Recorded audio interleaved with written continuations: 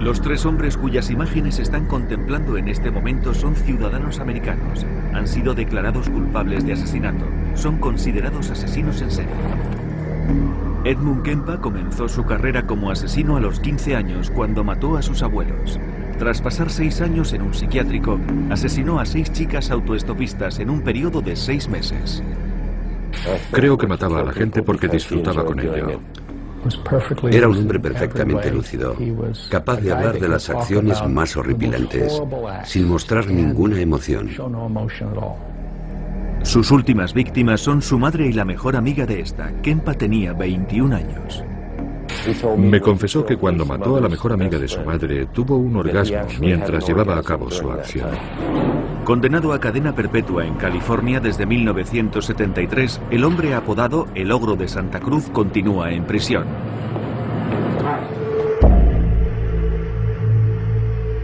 Gerard John Seifa era sheriff en Florida cuando fue denunciado por 2 víctimas que acababan de escapar de sus garras. Se servía de su placa para ganarse la confianza de sus presas. Es sin duda la peor persona que he conocido en mi vida. Me miró a los ojos y me dijo: tú no lo comprendes porque no eres asesino en serie. Condenado a cadena perpetua en 1973, se le considera inicialmente responsable de la muerte de otras 32 víctimas, aunque posteriormente cita a un centenar más. Gerard fue asesinado por otro preso en 1995. Si alguna vez hubiese quedado en libertad y un día se hubiese enfrentado a mí, no habría dudado un instante en matarlo. Finalmente, Roderick Justin Ferrell es detenido en 1996 tras cometer un doble asesinato de una violencia extrema. Tenía 16 años. Mató a 2 personas y lo hizo sin ningún tipo de remordimiento. Le excitó y le hizo sentirse importante. Es el preso más joven condenado a muerte en la historia del estado de Florida. Su sentencia fue conmutada a cadena perpetua debido a su edad en el momento de la comisión de los crímenes. Habría matado a más personas. Los mayores expertos en criminología coinciden en que Roderick Ferrell fue detenido nada más comenzar su carrera como asesino en serie. Hoy sigue en prisión.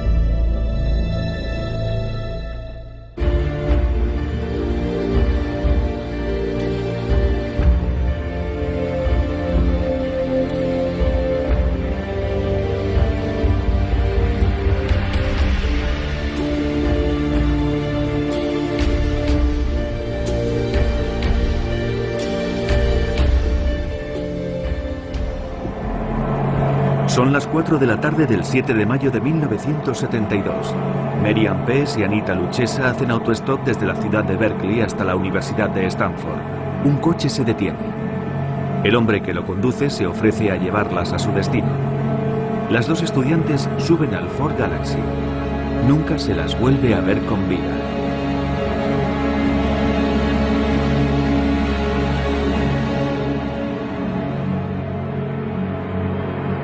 Más tarde, el 14 de septiembre del mismo año, una joven de 15 años llamada Aiko Ku desaparece en las mismas circunstancias mientras hace autostop para acudir a una clase de baile en San Francisco. Casi 4 meses después, el 8 de enero de 1973, Cynthia Schall desaparece en la carretera que conduce a la Universidad de California en Santa Cruz. Un mes más tarde, el 5 de febrero, en la misma carretera, Rosalind Thorpe y Alice Liu desaparecen. En un lapso de 6 meses, Edmund Kempa, el ogro de Santa Cruz, golpea 6 veces.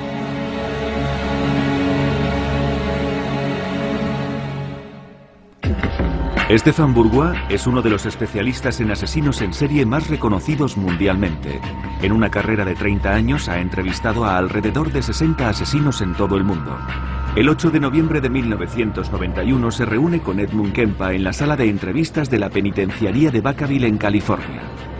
El hombre que se presenta ante Stéphane Bourgois es un gigante con un peso de 130 kilos y 2,15 metros de altura. Con 43 años de edad, lleva en prisión 18, cumpliendo 8 condenas por asesinato. Sobre todo con las primeras 2 chicas que asesiné. Cuando maté a la primera me encontraba en estado de shock. Lo hice todo al revés, considerando que mi objetivo era que no me pillasen. Fui torpe. Cuando metí el cuerpo en el maletero tenía las manos llenas de sangre y me dije: Dios mío, lo he hecho, no me lo puedo creer, lo he hecho. Ahora tengo que matar a la otra. Enseguida se muestra confiado con Stefan y relata despreocupadamente los horrores que cometió, que por desgracia no eran los primeros.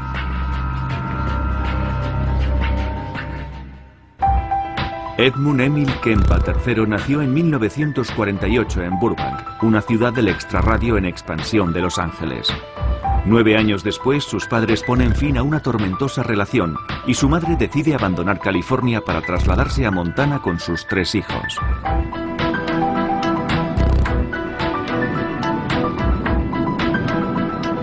Helena, la capital del estado, es en aquel entonces una pequeña localidad escondida en medio de las montañas. La familia Kempa se muda a una modesta vivienda cerca del lago que linda con la localidad. El joven Ed, que tiene 2 hermanas, es el segundo hijo de la familia. Su experiencia en la casa pronto se convierte en un auténtico calvario.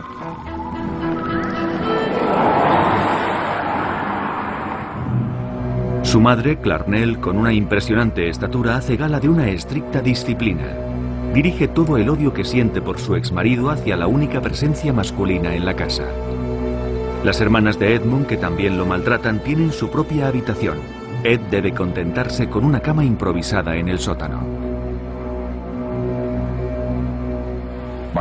Mi madre y mis hermanas se iban a dormir arriba, donde yo dormía antes, arriba. Yo tenía que bajar al sótano. Y un niño de 8 años no es capaz de comprender esa diferenciación. ¿Por qué me mandan a mí al sótano? ¿Voy a ir al infierno o voy a ir al cielo? Arriba está el salón y yo tengo que irme abajo con los demonios, los monstruos y los fantasmas que me aterrorizan. Pero ellas no. Harold Cartwright es abogado. Designado por el tribunal durante el juicio de Kempa, fue investigador de la defensa. Él se acordaba de aquella época y me la describió como uno de los peores periodos de su vida. Sus hermanas eran más mayores y se metían con él y todo eso, como suele ocurrir entre hermanos. Nada que fuese más allá. Y su madre era una persona muy verbal. Nunca lo maltrató físicamente, pero en su opinión sí lo hizo verbalmente. La madre del joven Edmund lo humillaba constantemente.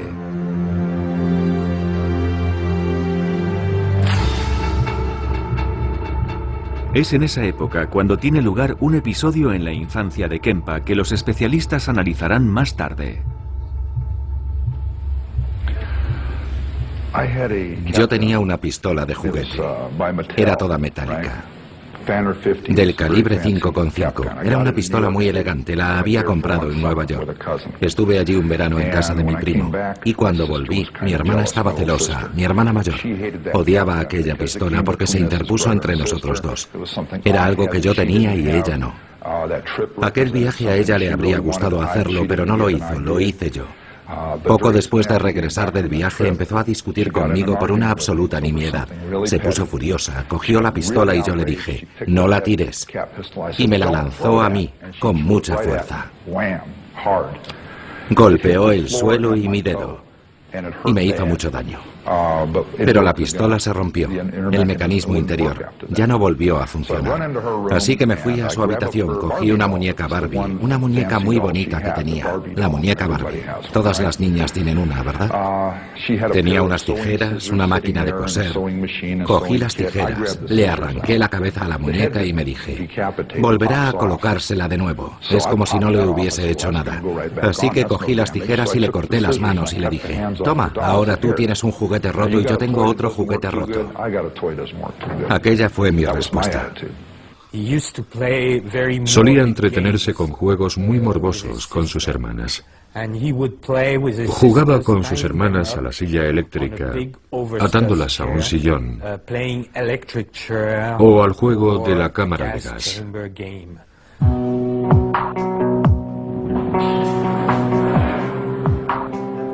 Pasan los meses y los años en Helena, y en la casa familiar el joven Edmund sueña con su padre ausente cuyo recuerdo le persigue.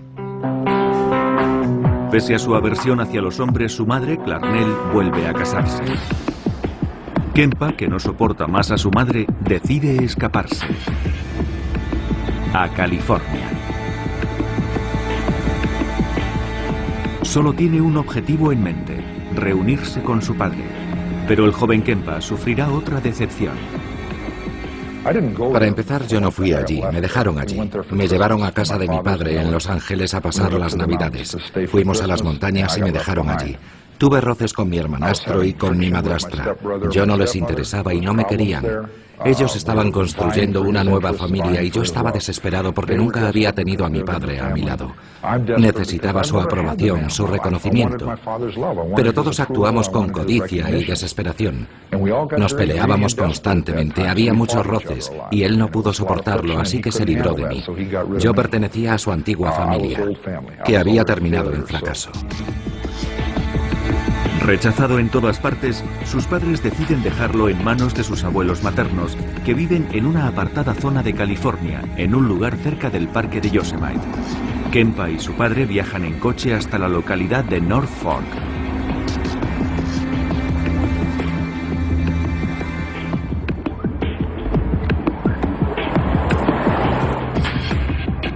Es en esta casa donde Edmund Kempa permanecerá varios meses y cometerá por primera vez un acto irreparable.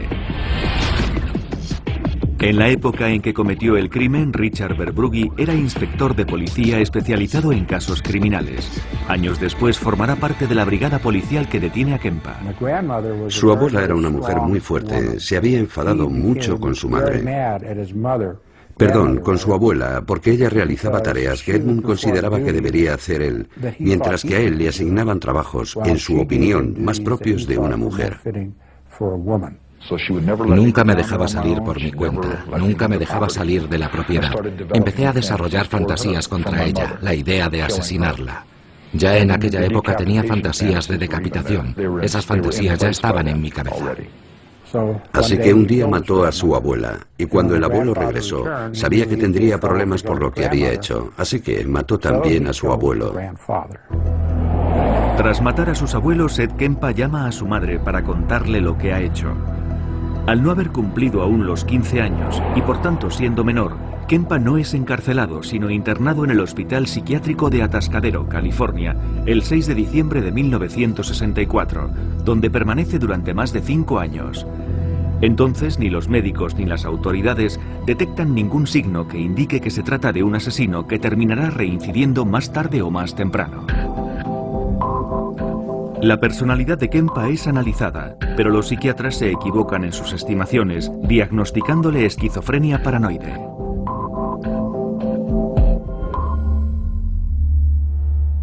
La costa opuesta de los Estados Unidos, Eustis, Florida, una ciudad situada al norte de Orlando. Es 25 de noviembre de 1996.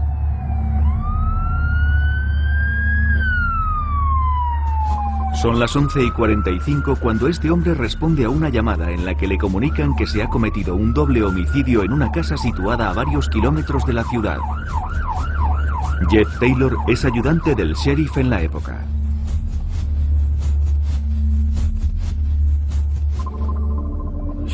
Por la línea de comunicación de la oficina del sheriff, la línea 911, recibimos una llamada de emergencia, comunicándonos que una niña había encontrado a sus padres muertos en su vivienda.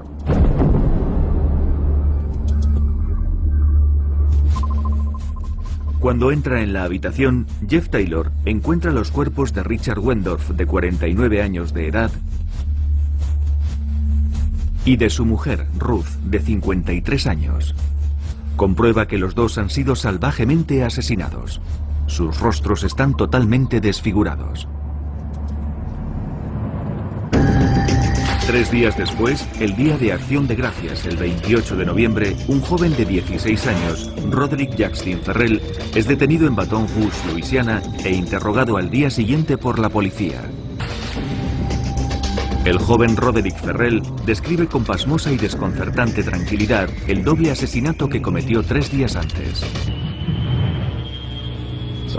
Tenía la palanca en la mano por si se abalanzaba sobre mí, golpearle con todas mis fuerzas. Y lo que ocurrió fue que dio media vuelta e intentó levantarse del sofá, así que empecé a golpearle. Y no paré porque seguía respirando, así que seguí golpeándolo, golpeándolo, golpeándolo y sintiendo placer mientras lo hacía. ¿Estaba sentado o tumbado mientras eso sucedía? No, tumbado porque estaba inconsciente. Estaba tumbado en el sofá. Se dio media vuelta y cuando intentó levantarse, ¡pum!, le golpeé en la sien. Le dejé seco. Y como estaba inconsciente, pensé, ahora o nunca, porque si se levanta me va a matar. Así que le golpeé hasta que murió y entonces... ¿Le golpeaste en algún otro lugar con la palanca o solo en la cabeza? Le golpeé una vez en el pecho porque no dejaba de respirar, así que le golpeé en el corazón. ¿En el corazón? Cogí la palanca y ¡pum! ¿Para acabar de una vez? La cabeza del señor Wendorf parecía una hamburguesa cruda porque tenía la cabeza y el cráneo completamente destrozados. Richard Wendorf está durmiendo en el sofá del salón cuando Ferrell le golpea 40 veces en el rostro con una palanca.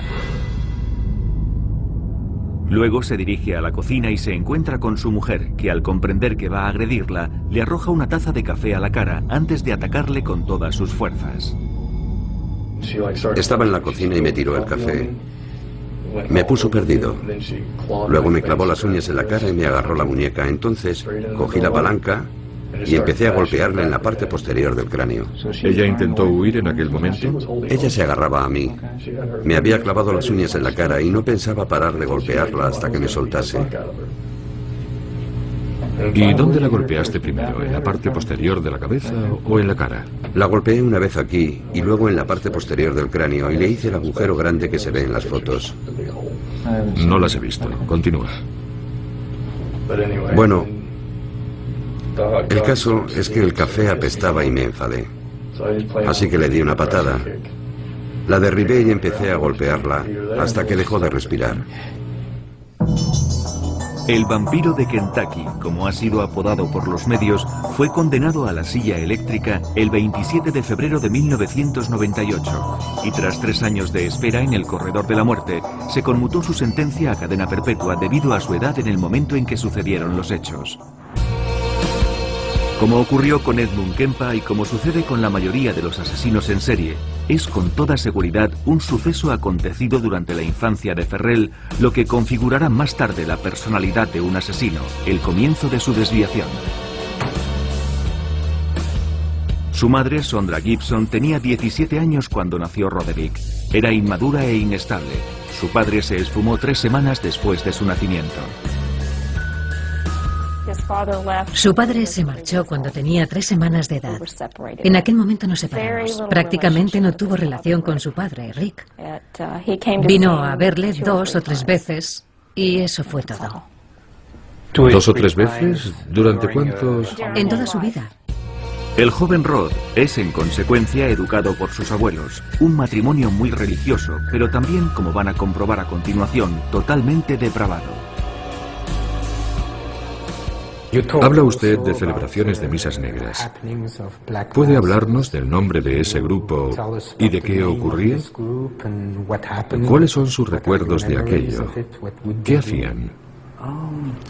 En lo que se refiere a las misas negras, existen 2 tipos que yo sepa. Uno de ellos, por supuesto, pertenece a la iglesia satánica, Anton LaVey, etc. Y el otro es un grupo menos organizado. No tiene un nombre propiamente dicho que se conozca por ahí. Pero las prácticas de ambos cultos son absolutamente diferentes. En mi opinión, la iglesia de Anton LaVey se parece más a los cristianos modernos. No se hacen sacrificios. Es una religión más dogmática que de fe. Mientras que la otra misa negra es más puritana. Cree en las viejas tradiciones, los sacrificios, rituales sangrientos y ese tipo de cosas. ¿Le hicieron participar en aquellos rituales? Participé en un par de ellos,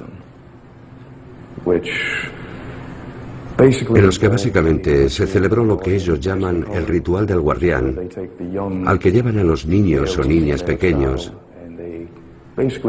y les hacen participar en complicados rituales arcanos, o cantos, mantras y cosas por el estilo, así como sacrificios de sangre que representan la concepción que es la sangre de Cristo, etc., con el objeto de educarlos creándoles un vínculo muy fuerte con el grupo, para que cuando maduren se conviertan en guardianes de ese grupo. Y yo fui al menos a 2 rituales de esos.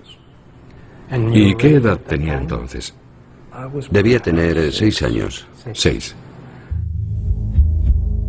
No solo introducen a Ferrell en rituales ocultistas, también le obligan a enfrentarse literalmente al horror.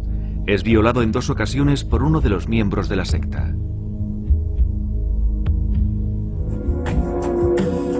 El joven Ferrell pasa su adolescencia entre Eustis, en Florida, y Kentucky, el estado donde nació. Es en ese periodo donde su comportamiento empeora.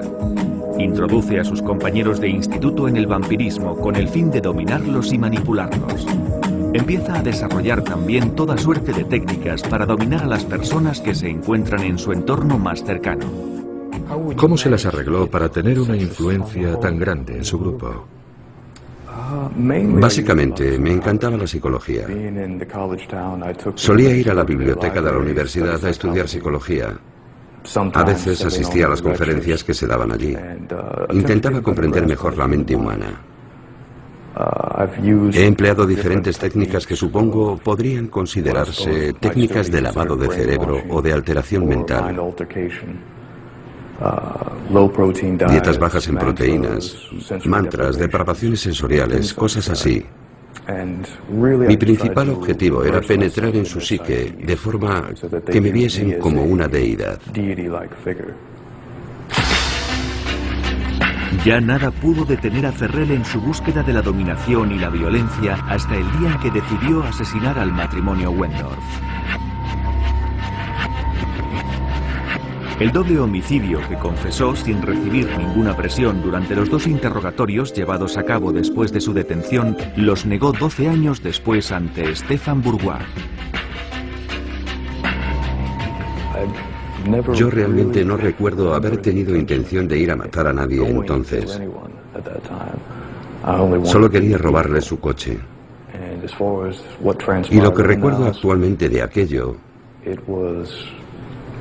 la verdad es que está todo bastante difuso en mi memoria, porque han pasado muchos años. Estaba drogado. Durante el juicio quedó demostrado que Roderick Ferrell no se encontraba bajo la influencia de ninguna droga en el momento en que se produjeron los hechos.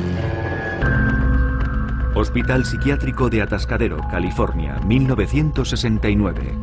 Edmund Kempa, que asesinó a sus abuelos a la edad de 15 años y lleva encerrado en este centro más de 5, tiene ahora 21 años. Su estancia no está salpicada por ningún incidente en particular y parece haberse estabilizado.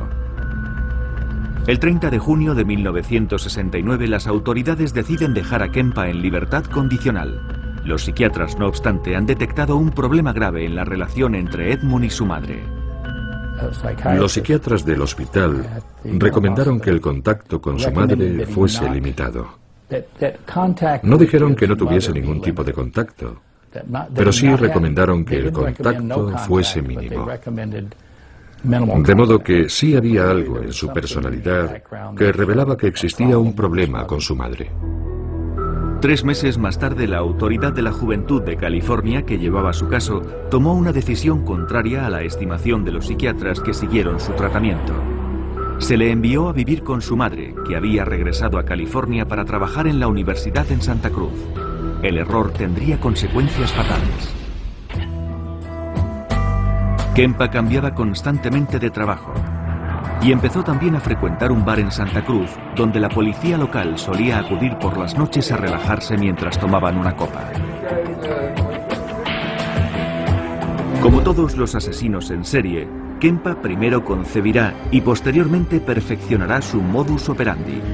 En los 3 años que tarda en confeccionarlo, recoge a 300 autoestopistas con su coche entre Santa Cruz y San Francisco.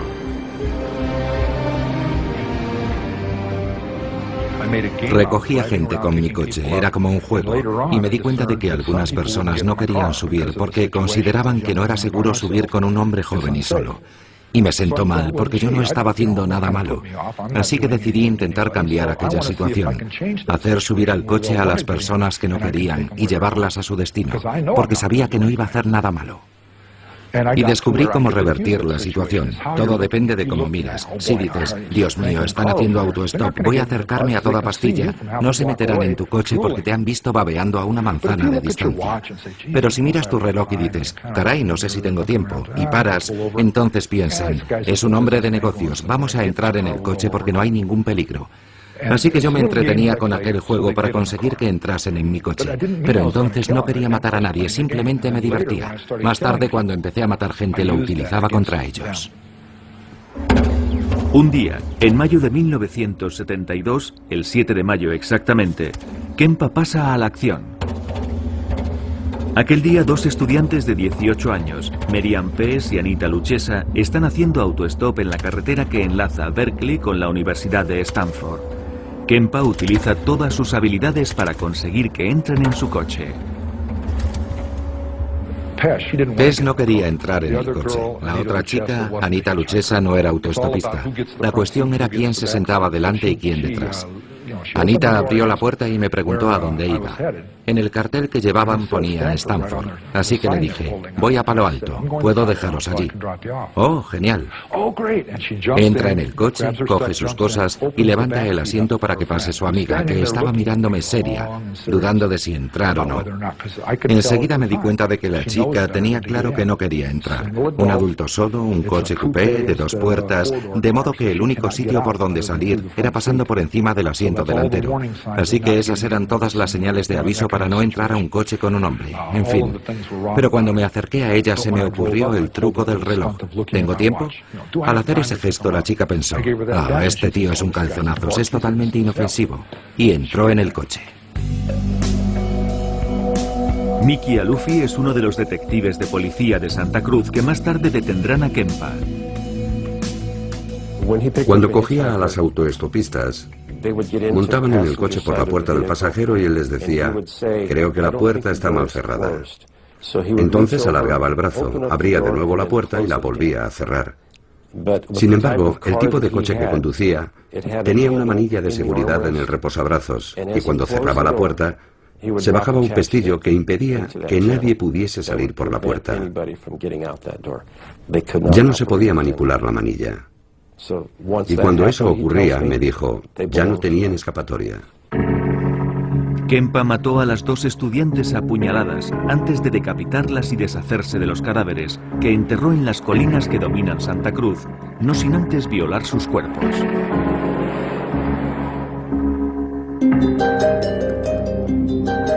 Entre mayo del 72 y febrero del 73, Kempa se dedica a recorrer la carretera que une las ciudades de Santa Cruz y San Francisco. Mata a 4 estudiantes más utilizando el mismo modus operandi. Las recoge mientras hacen autostop, las decapita después de asesinarlas y viola sus cuerpos. Seguidamente las descuartiza y dispersa los restos con el propósito de despistar a la policía.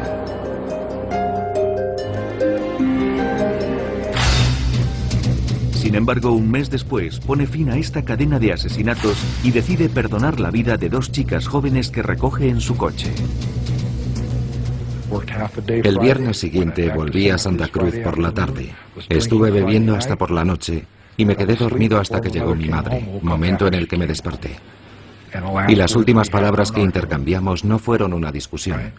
Entré en su dormitorio para hablar con ella. No quiero que se interprete esto como un intento por mi parte de buscar una excusa que justifique su muerte. Lo que quiero decir es que esperaba que ella pudiese decirme algo y acabar con toda aquella mierda. El niño que había dentro de mí tan solo deseaba escuchar aquellas palabras y dejarlo todo. Recuerdo que ella estaba leyendo un libro. Lo soltó bruscamente sobre su regazo y me dijo, Dios santo, no pensarás quedarte ahí hablando toda la noche. Era una de sus frases favoritas cuando yo llegaba tarde con ganas de hablar. Normalmente en circunstancias parecidas yo hubiese dado media vuelta, le hubiese dicho no y me habría marchado. Ella habría sido consciente de que había herido mis sentimientos y al día siguiente nos habríamos hablado otra vez, pero yo sabía que no íbamos a volver a hablar. Regresé a mi cuarto y me eché en la cama sabiendo que no iba a dormir. Permanecí tumbado unas 3 o 4 horas, hasta eso de las 4 o 5 de la mañana. Pasadas las 5, volví empuñando un martillo y le aplasté el cráneo. Y luego la degollé. Después de matar a su madre, Kempa asesinó a la mejor amiga de esta, que trabajaba con ella en la Universidad de Santa Cruz. Luego decide abandonar la ciudad.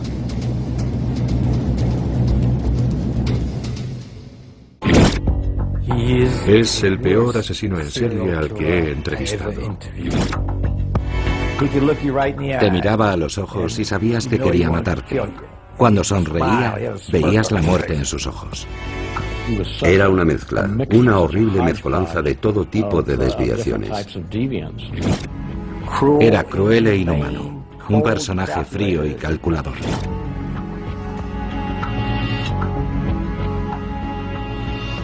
¿De qué se le acusa? Me acusan de haber matado a 34 mujeres. Pero nadie ha sido capaz de reunir esos 34 nombres, ni la justicia ni nadie más. Es una acusación falsa. ¿Y de qué le han reconocido culpable? Me han reconocido culpable de la muerte de 2 personas en Fort Pierce, aunque nadie me ha visto nunca en la escena del crimen. Jamás se ha establecido el menor vínculo entre las víctimas y yo, salvo el testimonio de la madre de una de ellas. Gerard Seifa fue condenado a cadena perpetua en 1973 por el asesinato de 2 mujeres jóvenes. Más adelante la policía le atribuirá 34 víctimas en total, pero se calcula que podría haber matado entre 80 y 110 personas.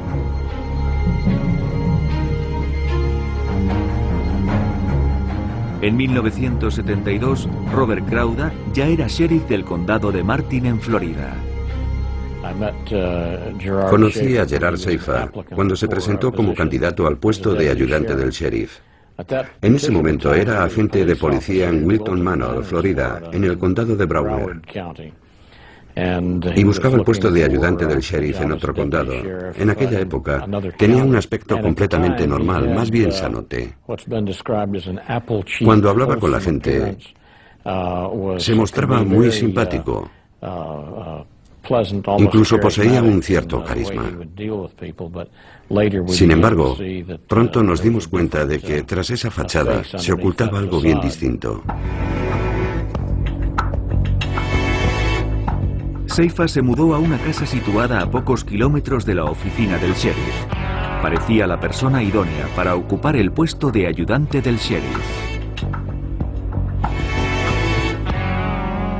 Pero justo a los 28 días, Seifa cometió un grave error y fue desenmascarado por su superior. Era un sábado por la mañana y yo estaba cortando el césped. Sonó el teléfono, mi mujer me llamó y fui a cogerlo. Era Seifa. Me dijo, vas a ponerte muy furioso conmigo, he hecho una solemne estupidez. Y yo le respondí, cuéntame qué ha pasado. Me dijo, ayer mientras estaba trabajando vi a 2 chicas, 2 adolescentes haciendo autostop. Me paré a hablar con ellas y traté de impresionarlas, diciéndoles lo peligroso que era que unas chicas tan jóvenes estuviesen haciendo autostop, los problemas en los que podían meterse y los percances que podían sucederles. Se echaron a reír y no me tomaron en serio, así que hoy me las he arreglado para encontrarme otra vez con ellas. Quería meterles el miedo en el cuerpo y convencerles del riesgo que corrían si no me hacían caso para evitarles problemas en el futuro. Y me dijo que las había llevado al bosque y que les había dicho que las iba a vender como esclavas. Y que para asustarlas, las había dejado allí un rato, pero que pensaba volver a soltarlas. Pero cuando había vuelto ya se habían marchado, se las habían arreglado para desatarse.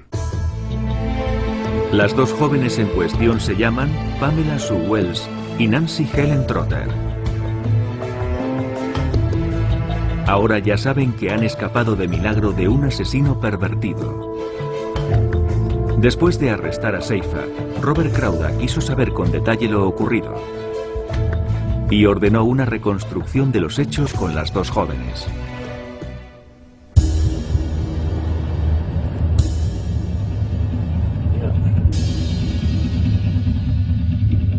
Lo que descubre le deja completamente helado. Después de llevarlas a la espesura del bosque, A la salida del pueblo, Seifa decide amordazar a las dos jóvenes antes de maniatarles las extremidades, ponerles una cuerda alrededor del cuello y finalmente atarlas a un árbol. Acto seguido, Seifa les comenta que se va, que tiene que hacer un recado, pero que volverá a acabar el trabajo. Les comunica que las va a matar, pero que antes las torturará. Sin embargo, durante su ausencia, las dos jóvenes consiguen soltarse y huir. Las dos jóvenes me contaron poco más o menos la misma versión que me había contado Seifa. Le habían visto el día anterior y volvieron a coincidir con él al día siguiente, pero luego me dijeron que las había pellizcado en el culo y que les había tocado otras partes. Ya no recuerdo con exactitud todo lo que me describieron, y que empezaron a sentirse aterrorizadas cuando las ató al árbol y las dejó allí colgadas. Seifa es entonces detenido por su superior. A renglón seguido aparece un nuevo elemento que servirá para desenmascararlo definitivamente. Casi al mismo tiempo se descubren dos cuerpos en los alrededores de Vero Beach, en Fort Pierce para ser exactos. Robert Stone es el fiscal en el proceso que se abre contra Seifa en octubre de 1973.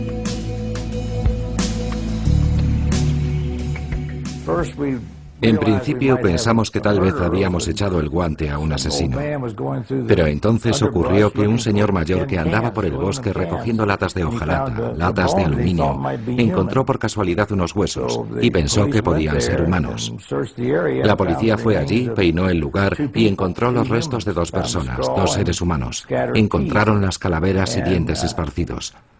Casi al mismo tiempo, la madre de una chica cuya desaparición se había denunciado en septiembre del 72 se presentó en las oficinas del condado, en el departamento de tráfico, con un número de matrícula que había anotado, intentando averiguar a quién pertenecía.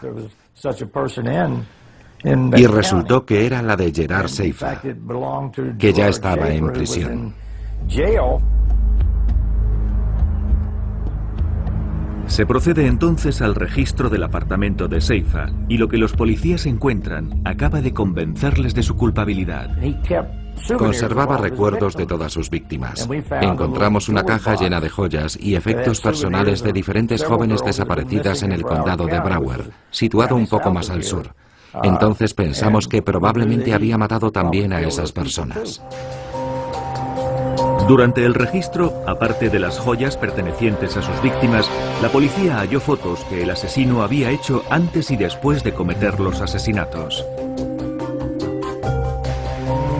Al igual que en el caso de Pamela Wells y Nancy Trotter, Seifa utiliza el mismo modus operandi al secuestrar a Susan Place y a Georgia Jessup. Se lleva a la fuerza a las dos jóvenes hasta el bosque, cerca de las marismas que bordean el océano. Escoge un claro situado en el centro de las marismas, a unos cientos de metros de la carretera y al abrigo de cualquier posible testigo. Y allí las maniata y las ata a unos árboles.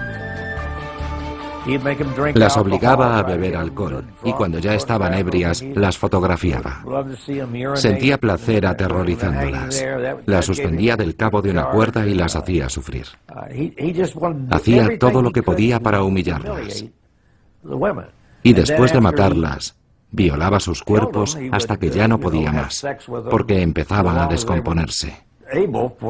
Y entonces las descuartizaba, masturbándose sobre sus restos.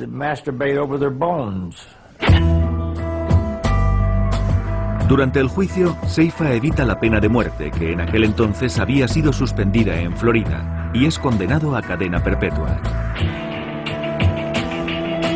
Más adelante, cuando ya está entre rejas, la justicia establecerá oficialmente su relación con otros 32 asesinatos cometidos en la región, gracias a las pruebas encontradas en su casa.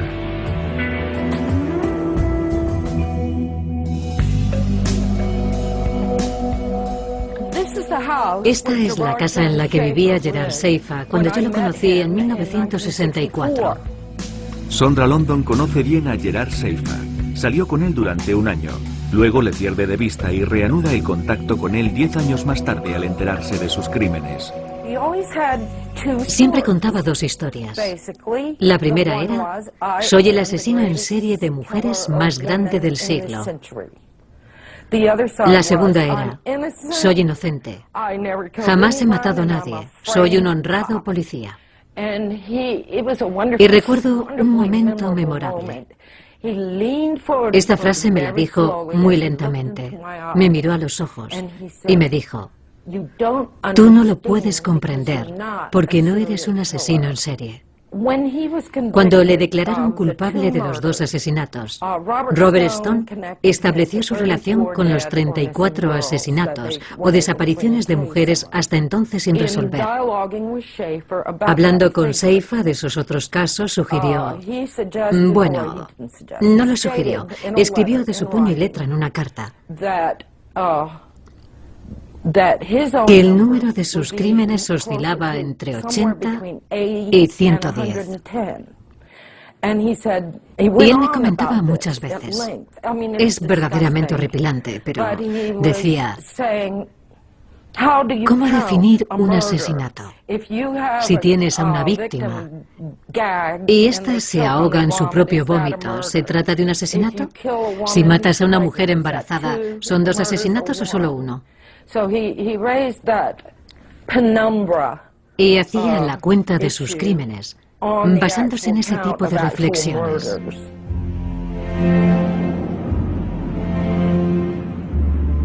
En los años 60, Seifa vive con sus padres en la estación balnearia de Fort Lauderdale, en Florida. Desciende de una familia católica muy practicante. Siendo niño, Seifa empieza a detestar a su padre, que ha comenzado a serle infiel a su esposa, mientras que él mantiene una relación íntima con su madre. Se le permitía dormir en la cama de su madre, o mejor dicho, durmió en la cama de su madre hasta los 16 años. Cuando Stefan Bourgois le conoce en noviembre de 1991, Gerard Seifa lleva en la cárcel 18 años. Jamás ha confesado oficialmente sus crímenes. Desvelando a veces anécdotas sobre algunas de las desapariciones de mujeres jóvenes, se divierte jugando al ratón y al gato con la justicia cuando intentan arrancarle una confesión. Stefan utiliza entonces un método sinuoso para hacer que hable. Cuando interrogo a Gerard Seifa y él continúa en su postura inamovible reclamando su inocencia, decido adoptar una nueva estrategia que consiste en hacerle hablar de los asesinos en serie que son sus vecinos de celda y especialmente del más célebre de todos ellos, Ted Bundy, que espera ser ejecutado en el corredor de la muerte de Florida. De modo que le hago las preguntas seleccionando aquellos rituales personales y modos operativos de los crímenes de Ted Bundy que yo sé que coinciden con los suyos propios. Y entonces podrán constatar cómo efectivamente Seifa, entre líneas, me confiesa sus crímenes. ¿Reproducía él invariablemente sus crímenes? Bueno, yo no diría invariablemente. Me dijo que había seguido mi caso en las revistas de detectives y que había matado a 2 chicas en Washington para copiar los métodos, por así decirlo, que yo había empleado en los crímenes de Place y Jessup.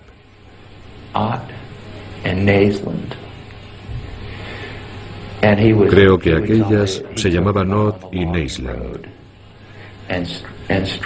Me dijo que las había llevado por un camino forestal y las había estrangulado, que había violado sus cuerpos, que había vuelto y las había violado una vez más, y que las había decapitado, como una especie de homenaje. Y yo pensé, sois unos cabrones por escribir algo así. Mirad a este tipo, que ha leído y se ha creído todas vuestras estupideces, cuando yo no he admitido absolutamente nada. Y encima se vanagloria de ello. Bueno, no se estaban vanagloriando exactamente. En realidad era un homenaje. ¿Cuántas has matado en realidad, Gerard? Dicen que 34. ¿Son todas las que mataste o tienes algunas enterradas en tumbas privadas? Entonces le dije, Ted, soy el mejor. ¿Qué se le puede contestar a alguien así? ¿Qué puedes decirle? No podía darle una respuesta racional. Porque si le decías, Ted, son todo mentiras, él decía, no, no, lo sé. Y lo sabía. Porque él lo había vivido. Y yo no lo había vivido, excepto por lo que se había escrito de mí. Y él lo había hecho basándose en la información que había leído. Así que se había cargado a 36. Quería ser el mejor. Le obsesionaba que hubiesen dicho que yo había matado a 34. Pero tenía miedo de que hubiesen sido más de las que él sabía. De manera que estaba siempre intentando que yo le sacase de dudas diciendo, no, solo he matado a 34. Pero yo nunca se lo decía. Me había dado cuenta de que estaba completamente obsesionado por la cifra. Y yo, para pincharle, me volvía hacia él y le decía, soy el mejor, Ted. Van a electrocutarte y yo estaré aquí. Y seré el mejor, tal y como dicen. El número 1. El señor Stone tiene razón. El mejor de todos. Y tú no eres nadie. Eso le volvía loco. No es posible, decía. Entonces le enseñaba la portada del Palm Beach Post y le decía, lee esto. Soy una figura de culto. En primera página. De culto. Soy una figura de culto. No es posible. No puede ser. Aquello le corroía. Como todos los asesinos en serie, Gerard Seifa seleccionaba sistemáticamente a víctimas más débiles que él, mujeres jóvenes más fáciles de atrapar. El 3 de diciembre de 1995, Seifa es asesinado por otro recluso que le asesta 40 puñaladas.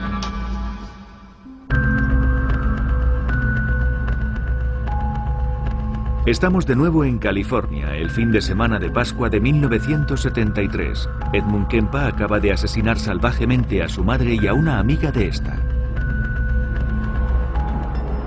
Sintiéndose acorralado y asustado, Kempa decide emprender la huida. Sale de California y conduce día y noche tomando pastillas para mantenerse despierto.